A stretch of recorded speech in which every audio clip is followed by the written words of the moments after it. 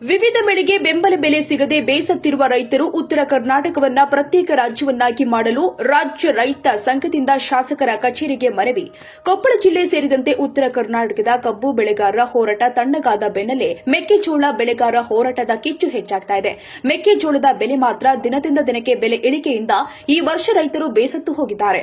ರಾಜ್ಯದ ರೈತರು 15 ದಿನಗಟ್ಟಲೆ ಹೊಲ ಮನೆ ಕೆಲಸವನ್ನ ಬಿಟ್ಟು ರೈತರು ಬೆಳೆದ ಪ್ರತಿಯೊಂದು ಬೆಳೆಗಳಿಗೆ ಬೆಂಬಲ ಬೆಲೆ ಖರೀದಿ ಕೇಂದ್ರಕ್ಕಾಗಿ ರೈತರು ಬೀದಿಗಿಳಿದು ಅಹೋರಾತ್ರಿ ಹೋರಾಟ ಮಾಡಿ ಬೆಂಬಲ ಬೆಲೆ ಖರೀದಿ ಕೇಂದ್ರ ಪಡೆದುಕೊಳ್ಳುವಂತಹ ಪರಿಸ್ಥಿತಿ ಬಂದಿದೆ.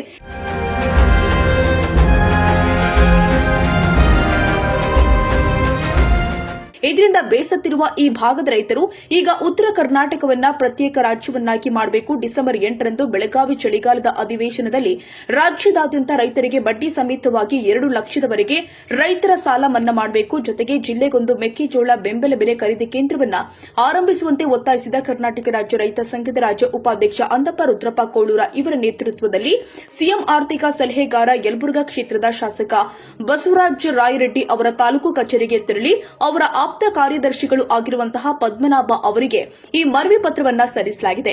ಈ ವೇಳೆ ಉತ್ತರ ಕರ್ನಾಟಕವನ್ನ ಪ್ರತ್ಯೇಕ ರಾಜ್ಯವನ್ನಾಗಿ ಮಾಡಿಕೊಡಬೇಕು. ಕಾರಣ ವರ್ಷದಿಂದ ವರ್ಷಕ್ಕೆ ಉತ್ತರ ಕರ್ನಾಟಕ ಭಾಗದ ರೈತರು ಹೊಲ ಮನೆ ಕೆಲಸ ಮಾಡೋದನ್ನ ಬಿಟ್ಟು ಪ್ರತಿಯೊಂದು ವಿವಿಧ ಬೆಳೆಗಳಿಗೆ ರೈತರು ಬೀದಿಗಿಳಿದು ಹೋರಾಟ ಮಾಡಿ ಬೆಂಬಲ ಬೆಲೆ ಖರೀದಿ ಕೇಂದ್ರಕ್ಕಾಗಿ ಹೋರಾಟ ಮಾಡೋದು ತುಂಬಾ ಕಷ್ಟವಾಗುತ್ತೆ. ಅದಕ್ಕಾಗಿ ನಮ್ಮ ಉತ್ತರ ಕರ್ನಾಟಕವನ್ನ ಪ್ರತ್ಯೇಕ ರಾಜ್ಯವನ್ನಾಗಿ ಮಾಡಿಕೊಟ್ರೆ ಉತ್ತರ ಕರ್ನಾಟಕ ಅಭಿವೃದ್ಧಿ ಕೆಲಸ ಕಾರ್ಯಗಳು ಸುಗಮವಾಗಿ ಮಾಡಿಕೊಳ್ಳಲು ಉತ್ತರ ಕರ್ನಾಟಕದ ರೈತರಿಗೆ ಸಾರ್ವಜನಿಕರಿಗೆ ತುಂಬಾ ಅನುಕೂಲವಾಗುತ್ತೆ ಎಂದು ಮನವಿ ಸಲ್ಲಿಸಿದ್ದಾರೆ.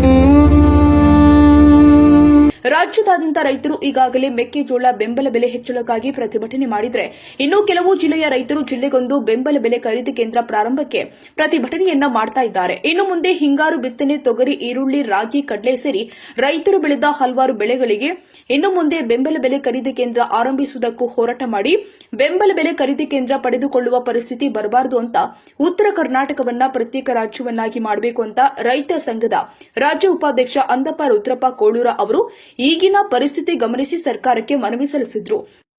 ಹಲವಾರು ವರ್ಷಗಳಿಂದನೂ ಇದು ಏನೈತೆ ಅಂದ್ರೆ ಹಲವಾರು ವರ್ಷದ ಬೆಳೆ 15 ವರ್ಷಗಳಿಂದ ಬೆಳೆ ಲಾಸ್ ಆಕ್ಯಂತನ ಬಂದೈತಿ. ಅತಿವೃಷ್ಟಿ ಅನಾವೃಷ್ಟಿಯಿಂದ ಈ ಶೀಘ್ರದಲ್ಲಿ ಸರ್ಕಾರ ಈಗ ಏನು ಬೆಳಗಾವಿ ಅಧಿವೇಶನದಲ್ಲಿ 8ನೇ ತಾರೀಕಿನಿಂದ ಅಧಿವೇಶನ ಚಲುವಾಗುತ್ತೆ. ಈಗಾಗಲೇ ಹಿಂದಲ್ಲೇ ಇವ್ರಿಗೆ ಮನವಿ ಸಲ್ಲಿಸಿ ಹೋಗಿ ಒಂದು 2 ತಿಂಗಳದಿಂದ ಈಗ ನೀವು ಹೊತ್ತನು ಒಂದು 2 ಲಕ್ಷದವರೆಗೆ ಬಡ್ಡಿ ಸಮೇತವಾಗಿ ಸಾಲ ಮನ್ನಾ ಮಾಡಬೇಕು. ಏನು ಚಳಿಗಾಲ ಅಧಿವೇಶನದಲ್ಲಿ ಚರ್ಚೆ ಆಗ್ಬೇಕು. ಈಗ ಇನ್ನೊಂದು ಪ್ರತ್ಯೇಕ ನಮ್ಗೆ ಬೇಸತ್ತು ಈಗೆಲ್ಲ ಎಲ್ಲದಕ್ಕೂ ಈ ಸರ್ಕಾರ ಎಲ್ಲದಕ್ಕೂ ಬೆಳೆ ಒಂದು ಬೆಂಬಲ ಬೆಲೆ ಕೇಳ್ಬೇಕಾದ್ರೆ ಪ್ರತಿಯೊಂದಕ್ಕೂ ನಾವು ಏನಾಗತ್ತಂದ್ರೆ ಒಂದು ಹೋರಾಟ ಮಾಡ್ಬೇಕಂತ ಪರಿಸ್ಥಿತಿ ನಿರ್ಮಾಣ ಆಗೈತಿ. ಕೂಡಲೇ ಅದೇನೈತಿ ಎಲ್ಲಾ ಬೆಳೆಗೂ ಇವತ್ತು ಬೆಂಬಲ ಬೆಲೆ ಸೂಚಿಸಂತ ಅವರ ಸರ್ಕಾರ ಒಂದು ಬೆಲೆನ ನಿಗದಿ ಮಾಡಂತ ವ್ಯವಸ್ಥೆ ರಾಜ್ಯ ಸರ್ಕಾರ ಮಾಡ್ಬೇಕದನ್ನ. ಈಗೆಲ್ಲವಕ್ಕೂ ಪ್ರತಿಯೊಂದಕ್ಕೂ ಮಾಡೋದಾಗಲಿ. ಈ ಸದ್ಯಕ್ಕೆ ಮೆಕ್ಕೆಜೋಳಕ್ಕ ಕಬ್ಬಿನ ಹೋರಾಟಗಾರರು ಬೆಲೆ ನಿಗದಿ ಮಾಡ್ರಿ ಅಂತೇಳಿ ತಿಂಗಳಗಟ್ಲೆ ಹೋರಾಟ ಮಾಡಿದ್ರು. ಮತ್ತೆ ಮೆಕ್ಕೆಜೋಳದ ಬೆಂಬಲ ಬೆಲೆ ಮಾಡ್ರಿ ಅಂತ ಅವರು ಹೋರಾಟ ಐತಿ. ಈಗ ಆಮೇಲೆ ಕೇಂದ್ರ ಸರ್ಕಾರ ಮೇಲೆ ರಾಜ್ಯ ಸರ್ಕಾರ ಮೇಲೆ ಕೇಂದ್ರ ಸರ್ಕಾರ ಒಬ್ರಿಗೊಬ್ರು ಸುಳ್ಳು ಹೇಳಿಕೆ ಅಂತ ರೈತರನ್ನ ಬೀದಿಗಿಳಿಸೋಂತ ವ್ಯವಸ್ಥೆ ಆಗತ್ತೈತಿ. ರೈತರನ್ನ ಬೀದಿಗಿಳಿಸೋದಕ್ಕಿಂತ ಪೂರ್ವದಲ್ಲಿ ಈ ನಮಗೇನೈತಿ ಎಲ್ಲ ಬೆಲೆಗೆ ಬೆಂಬಲ ಬೆಲೆ ಕೊಡಬೇಕು. ಏನೈತಿ ಹೆಚ್ಚಿಗೆ ಇವತ್ತೇನು ಕೇಂದ್ರ ಸರ್ಕಾರ ನಿಗದಿ ಮಾಡಿರ್ತೈತಿ ಅದಕ್ಕಿಂತ ಹೆಚ್ಚಿಗೆ ಕೈಲಿ ಹಾಕಿ 3,000 ರೂಪಾಯಿ ಬೆಲೆ ಅಂತ ನಿಗದಿ ಮಾಡಿ ಜಿಲ್ಲಾದ್ಯಂತ ತಗೋಬೇಕು. ಯಾಕಂದ್ರೆ ಈಗ 5 ಕೇಂದ್ರ ರಾಜ್ಯದಾಗ 5 ಕೇಂದ್ರ ಮಾಡಿದ್ರೆ ಕೊಪ್ಪಳದಾಗ ಈಗೇನಂತ ಕೊಪ್ಪಳ, ರಾಯಚೂರು ತೊಗೊಂಡು ಧಾರವಾಡಕ್ಕೆ ಮಾಲ್ ಮೆಕ್ಕೆಜೋಳ ಬೇಕಾದ್ರೆ ಕಷ್ಟ ಐತಿ. ನಮ್ಮ ಜಿಲ್ಲೆಗೆ ಒಂದು ಹೋಬಳಿ ಕೇಂದ್ರದೊಳಗ ತಾಲೂಕು ಲೆವೆಲ್ ಆದ್ರ ಒಂದ್ ಮಾಡಿದ್ರ ಆ ಕಾಳಲ್ಲಿ ಮೆಕ್ಕೆಜೋಳ ಹಾಕಕ್ ಅನುಕೂಲ ಆಗತ್ತಂತೇಳಿ ಈಗ ನಮ್ಮೇನೈತಿ ನಮ್ದು ರಾಜ್ಯ ಇವ್ರು ಏನು ನಮ್ಮ ರಾಯರೆಡ್ಡಿ ಆರ್ಥಿಕ ಸಲಹೆಗಾರ ಆದ್ರೆ ಅವ್ರು ಸರ್ಕಾರಿ ಪಿ ಏನಾದ್ರು ತಮ್ಮ ಹೆಸರು ಪದ್ಮನಾಭ ಇವ್ರಿಗೆ ಇವತ್ತು ಮನವಿ ಸಲ್ಲಿಸಕತ್ತೀವಿ.